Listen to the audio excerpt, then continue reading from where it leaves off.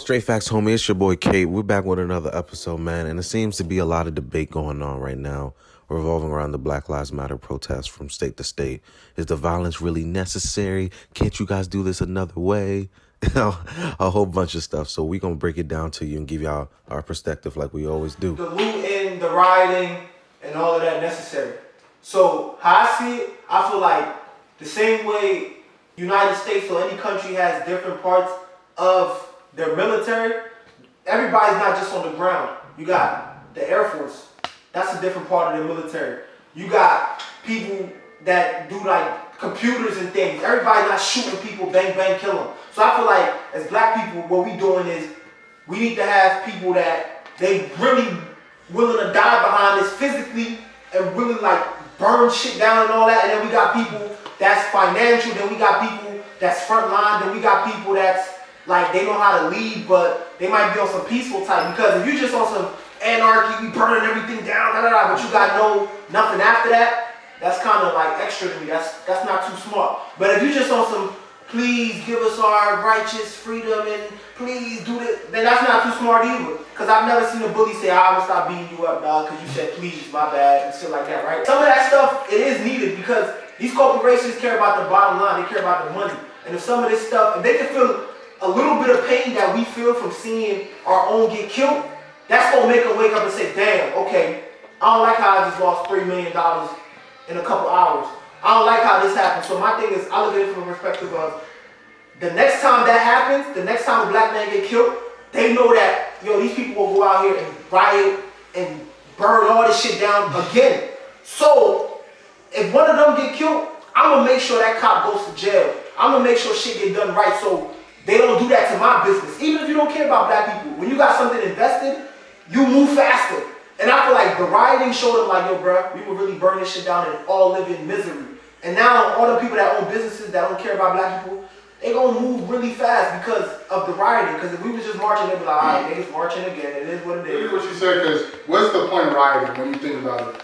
You want to bring attention to something, and you want to do what people cannot ignore, no matter what. Right. So in the past, people have just been talking, and they be like brushing up and like, yeah, okay, we're gonna do something. Yeah, okay, we're gonna do something.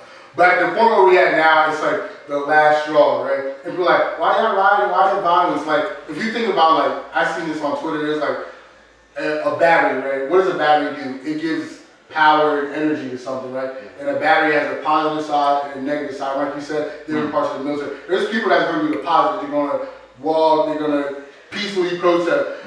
But the negative still brings that energy too. And that's a different aspect. That's the aspect that they cannot ignore. Literally, if people want to change, they can make change happen tomorrow. The point of protesting is to make the people that can bring the change so uncomfortable that they like, we have to change something because we can't handle this no more. Whether they like your cause or not, you gotta force them to do something. And the violence, unfortunately, is necessary. We want to probably do a lot more of it if we really want something to actually change, in my personal opinion. I think the way you said is them being uncomfortable because when we did the peaceful protest, when Kaepernick did the peaceful protest, they told us that's not the way to do it. And we saw the amount of change. There was change that Kaepernick was able to bring, but at the end of the day, it wasn't what we were looking for. And they said that's not the right way to do it. Now that we bring about, now that we're actually rioting in the streets, people are like, oh man, why can't you just be peaceful? We saw what Kaepernick did and it didn't work. Y'all literally told us this wasn't the way to do it. So now you want us to revert back to that because it makes you uncomfortable? It's all about what makes them uncomfortable. So keep making them uncomfortable, keep making them uncomfortable.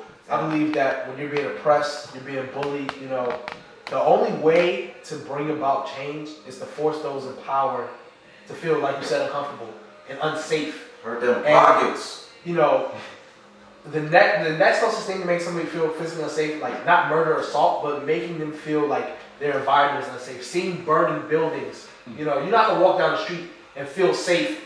A car's on fire, you know, a building's on fire. So make them feel physically unsafe and also hurt their pockets because these insurance companies, they got to pay for these businesses to get fixed, are feeling it right now. You know what I'm saying? You got $1 million claims here, $1 billion claims there. The cities that have to, rebuild are feeling it. You know, the mayors, the governors, so they're going down. It's a trickle down effect. So the mayor is going to talk to, the police department and say, yo, this is unacceptable. I can't have y'all out here killing black people. They might not even care about black lives.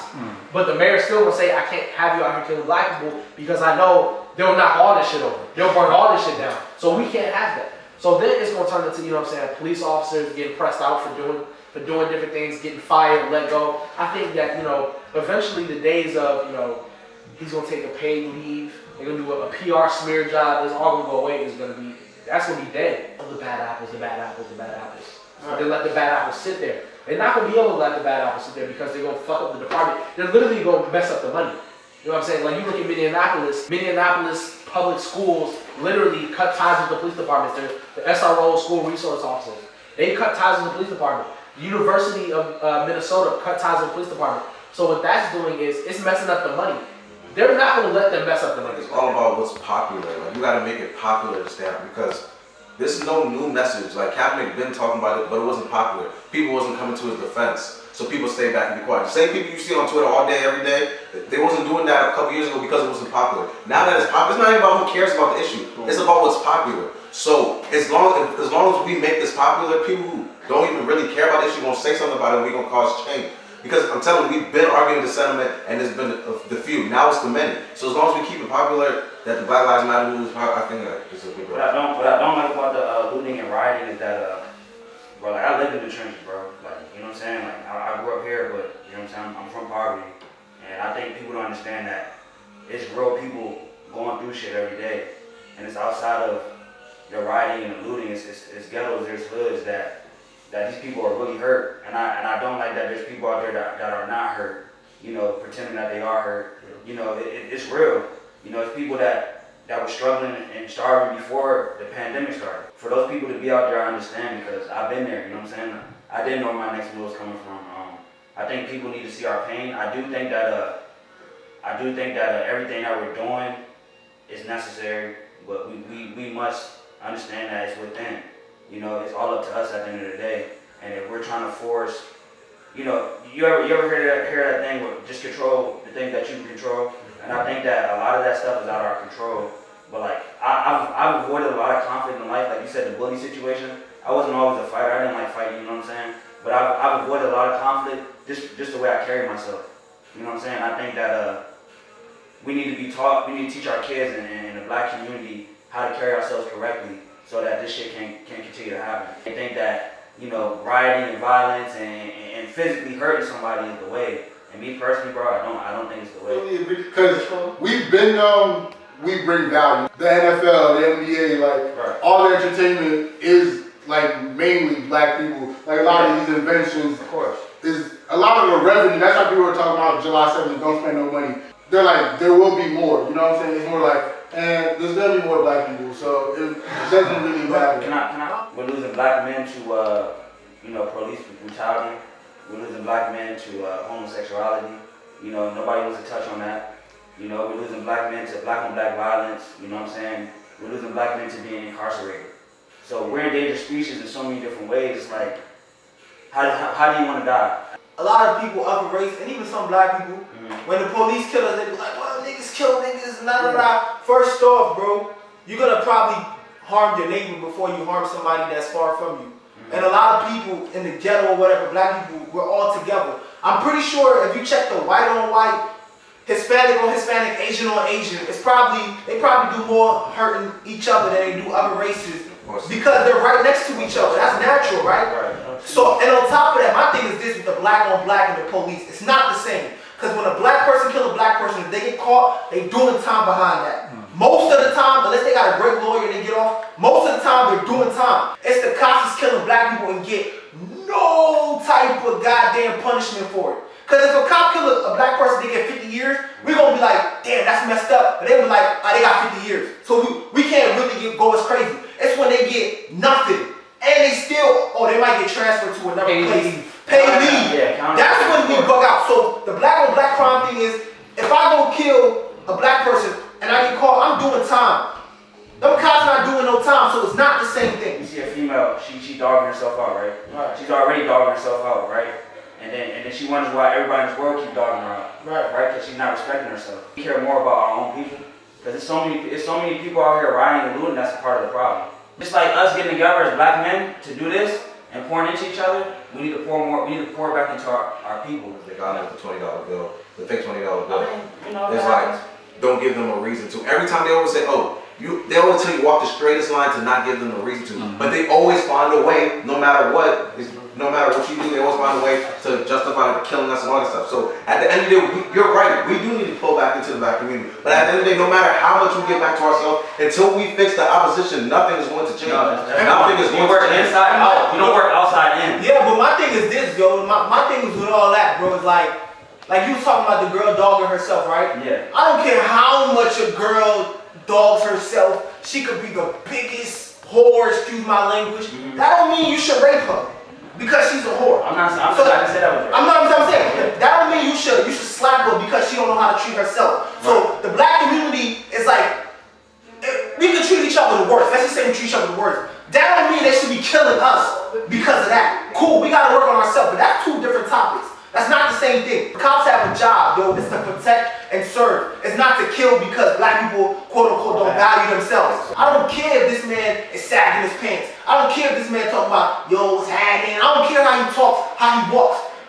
My thing is you have a job to do, and you shouldn't play on that as to say, yeah, they animals anyway, so that's why I killed them. And that's facts because the thing is, they're not killing white people saying, oh, they was a hillbilly. Like, no. You know what I'm saying? And to touch on the whole, like, we gotta fix ourselves before we can, talk about the oppressor. That's false because we're in this position because of the oppressor. Because when you go to black neighborhoods in certain cities, there's more liquor stores. That's true. Than banks. 24 hours. So, and the thing is, let's say we try to buy the block back, right? And we go to these same banks and they deny us for loans. So the thing we gotta do is let's get these liquor stores out.